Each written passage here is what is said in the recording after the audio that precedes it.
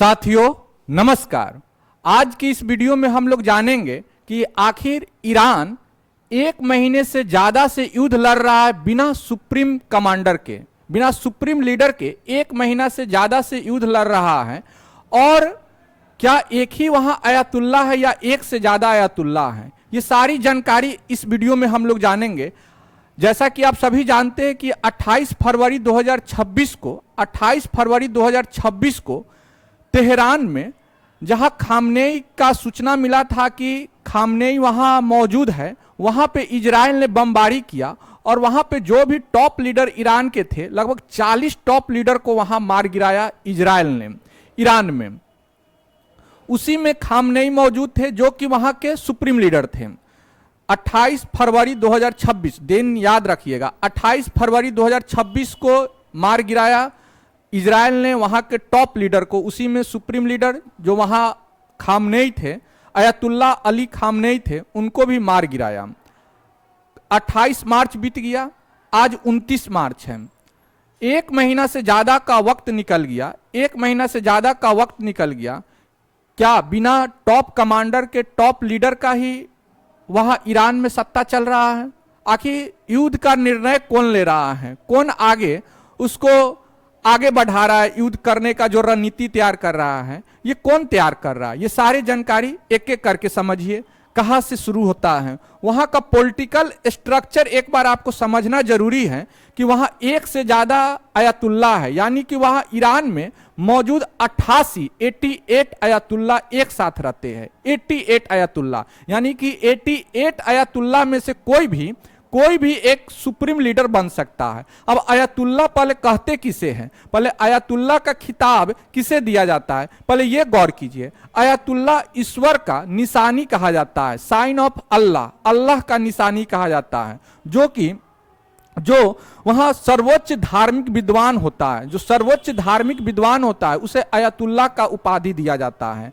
अब देखिए यहां आयतुल्ला अली खामनेई के बारे में थोड़ा चर्चा करते हैं। आयतुल्ला अली खामनेई 4 जून 1989 से पद पे है। 4 जून 1989 से पद पे आसीन हुए थे ईरान में। ये ईरान के दूसरे सर्वोच्च नेता थे, तो आपको अब मन में आ रहा होगा कि ईरान का प्रथम सर्वोच्च नेता कौन था। ईरान का प्रथम सर्वोच्च नेता कौन था? तो ईरान का प्रथम सर्वोच्च नेता आयतुल्लाह रूहुल्लाह खुमैनी था, जो कि 1979 में 1979 में पद पे आया था। खुमैनी 1979 से पहले ईरान में राजशाही वंश था। जब राजा पहलवी को गद्दी से हटाया गया, उस वक्त खुमैनी वहां का सुप्रीम लीडर बना था 1979 में। 1979 से 1989 तक खुमैनी था। उसके बाद 4 जून 1989 से आपका ईरान के दूसरे सर्वोच्च नेता के रूप में ayatollah Ali Khamenei supreme leader के रूप में ईरान में मौजूद हुए। अब देखिए इनका चुनाव कैसे होता है, इनका पॉलिटिकल पूरा स्ट्रक्चर समझिए ईरान का, कि क्यों हम कह रहे हैं कि वहां 88 आयतुल्ला एक साथ रहते हैं। अब देखिए पहले इनके बारे में थोड़ा चर्चा कर लेते हैं, उसके बाद आगे चलते हैं। अब देखिए सुप्रीम लीडर इनका आयतुल्ला अली खामनेई का, इनका जन्म 19 अप्रैल 1939 को हुआ था। ये क्या थे, वहां प्रमुख राजनीतिक भूमिका थे, नेतृत्व से पहले राष्ट्रपति भी थे, प्रधानमंत्री भी थे। अब चलिए देखिए इनमें अब इनको कौन कौन सा जिम्मेदारियां और भूमिका मिला था। ये हेड ऑफ स्टेट, राष्ट्राध्यक्ष थे, सशस्त्र बलों के कमांडर इन चीफ थे, कमांडर इन चीफ थे। वहां ईरान में जो भी सशस्त्र बल है, आर्मी, नेवी, एयरफोर्स, सबके commander in chief supreme leader ही होते हैं। जैसे कि अपने यहाँ प्रेसिडेंट होते हैं, राष्ट्रपति होते हैं, वहां भी राष्ट्रपति होता है, लेकिन वहां commander in chief supreme leader होता है। सुप्रीम लीडर के पास ही सारा शक्ति होता है। अब चलिए देखिए यहाँ अपॉइंट्स गार्जियन काउंसिल में भी ये अपॉइंट करते कुछ लोगों को। अब गार्जियन काउंसिल क्या होता है, ये सब आगे एक एक करके समझिए। अब वहां देखिए ईरान असेंबली ऑफ एक्सपर्ट्स होता है। अब ये देखिए ईरान की विशेषज्ञों की सभा होता है। वहां ईरान में दो ऐसा चुनाव होता है जिसमें आम आदमी हिस्सा लेता है, चुनाव करता है। 2 बार चुनाव ऐसा होता है जिसमें आम आदमी हिस्सा लेता है। एक चुनाव होता है आपका असेंबली ऑफ एक्सपर्ट्स होता है, assembly of experts. Assembly of experts में टोटल 88 सीट के लिए चुनाव होता है, 88 सीट के लिए चुनाव होता है। और ये 88 जो चुनाव में शामिल होते हैं, जो चुनाव जीत के आते हैं, ये आपका इस्लामिक स्कॉलर होते हैं, यानी कि मौलाना होते हैं। मौलाना होते हैं, इनका कार्यकाल 8 साल का कार्यकाल होता है। ये इस्लामिक स्कॉलर होते हैं, मतलब कि इस्लाम का इनको बहुत अच्छा ज्ञान होता है।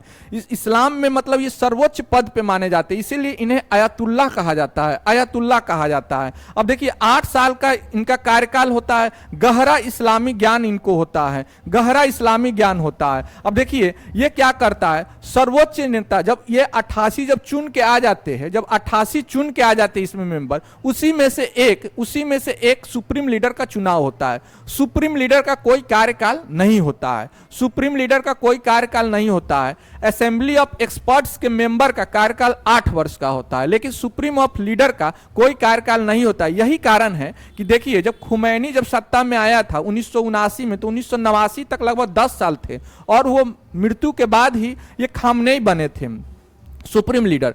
खामनेई 1989 में बने थे, यानी कि 11 साल उधर 26 साल इधर, लगभग 37-38 साल से ये सुप्रीम लीडर थे।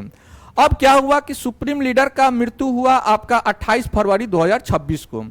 9 मार्च 2026 को खामनेई के पुत्र मुज्तबा खामनेई को वहां का सुप्रीम लीडर बना दिया गया।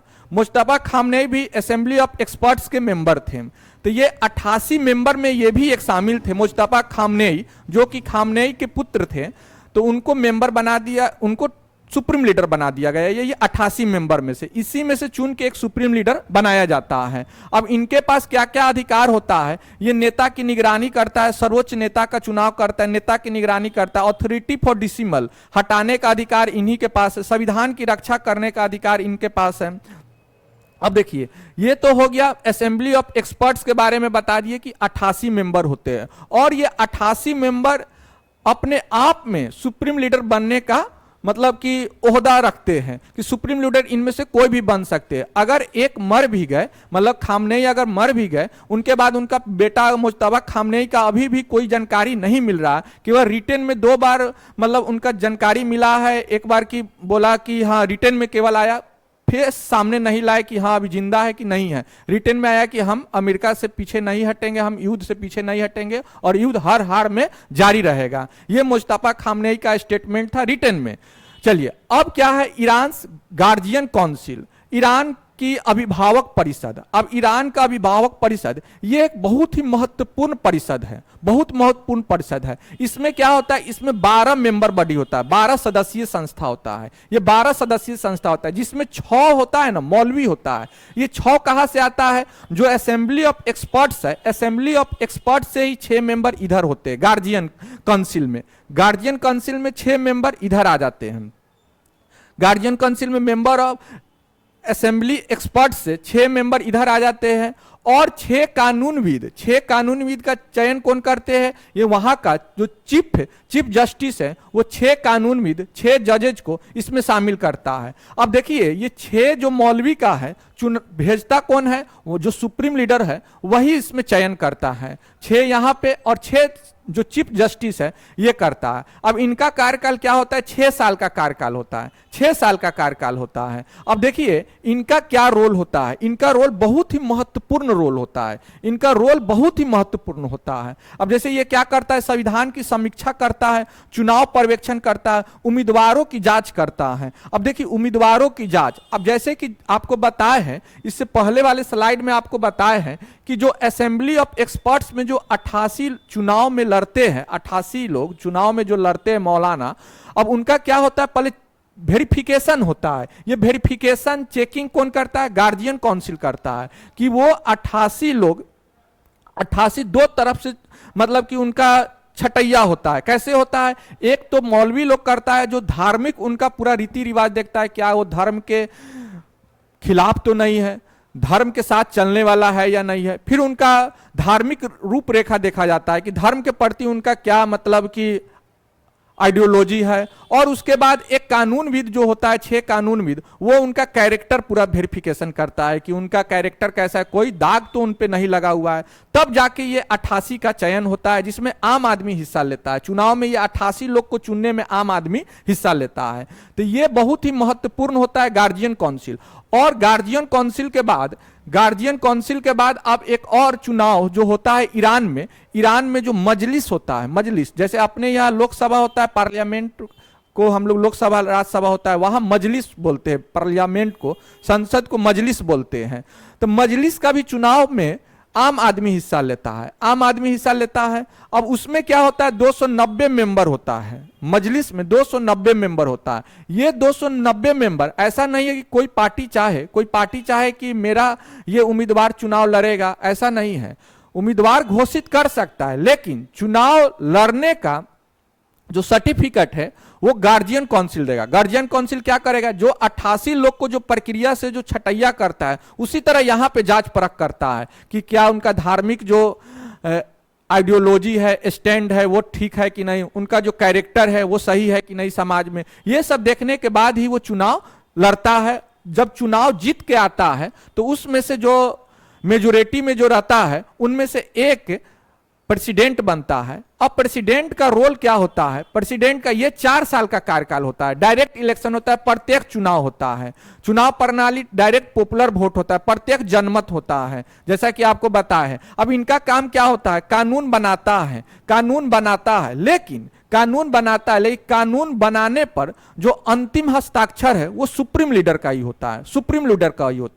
प्रेसिडेंट का क्या रोल होता है, प्रेसिडेंट आपका जो विदेश नीति है, यानी कि विदेश के जो राष्ट्राध्यक्ष हैं उनसे बात विचार विमर्श करना, ये आपका प्रेसिडेंट करेगा। जो भी वहां का बजट है, वहां का जो रूल रेगुलेशन है, ये सब प्रेसिडेंट के हाथ में रहेगा। लेकिन अंतिम रूप से जो भी फैसला होगा वो सुप्रीम लीडर के हाथ में होगा, सुप्रीम लीडर के हाथ में होता है। बजट की मंजूरी, ये सब चीज आपका प्रेसिडेंट के हाथ में रहता है, यानी मजलिस के हाथ में रहता है।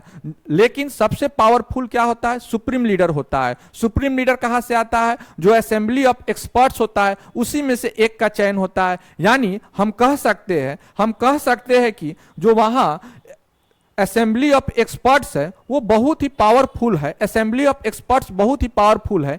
एक अयातुल्ला के जाने से अभी 87 अयातुल्ला अभी बाकी है, यानी कि 87 में से कोई भी सुप्रीम लीडर बन सकता है, सुप्रीम कमांडर बन सकता है। अतः ये कभी नहीं हो, यही कारण है कि आज 1 महीना से ऊपर हो गया, 1 महीना से ऊपर होने के बावजूद भी युद्ध नहीं थम रहा है।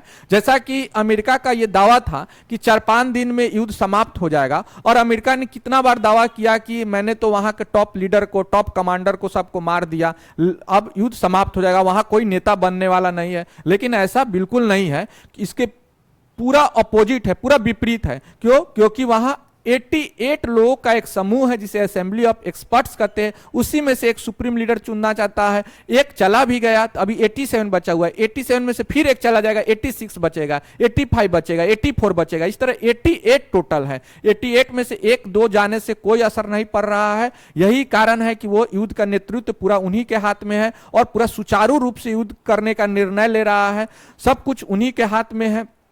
तो उम्मीद है कि आपको सारा जानकारी अच्छे से समझ में आया होगा कि आखिर ईरान अपना युद्ध क्यों नहीं रोक पा रहा है, आखिर उनका इतना मतलब मजबूत नेतृत्व किसके हाथ में है, ये सब अच्छे से समझ में आया होगा। तो अभी के लिए इतना ही, मिलते हैं फिर किसी नेक्स्ट वीडियो में। Thank you so much.